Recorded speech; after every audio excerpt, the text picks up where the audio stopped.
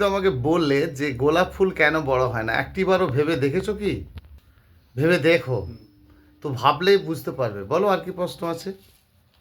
তো এটা আরো বড় কি করে করতে পারবে? শর্টকাট বিষয়, কাটলেই বড় হবে, ডাল বড় হতে হবে।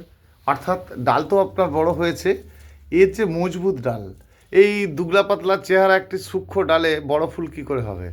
এই ডালটাই খুব যদি মজবুত হতো তাহলে কিন্তু বড় ফুল হতো। তো মূল কথা যেটা দাঁড়াচ্ছে যে এই আমরা সবসময় ফুল শেষে 3টি করে পাতা নিয়ে কেটে ফেলি, তাই না?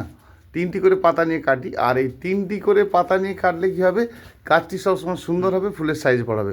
বাজারে গিয়ে তুমি দেখেছো যে যখন গোলাপ ফুল বিক্রি হয় তোমাকে কিছুটা করে ডাল পাতা করে দিয়ে ফুলটি বিক্রি হচ্ছে। কদিন পরেই তো ভ্যালেন্টাইন ডে, তো অর্থাৎ তুমি দেখেছো যে এতটা করে দিচ্ছে। চাষি তো আর বোকা নয় যে তোমাকে এতটা করে ডাল দিচ্ছে।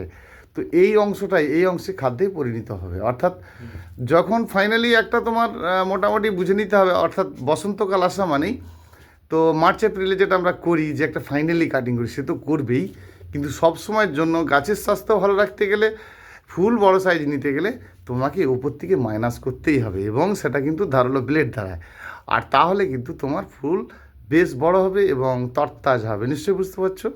ধন্যবাদ।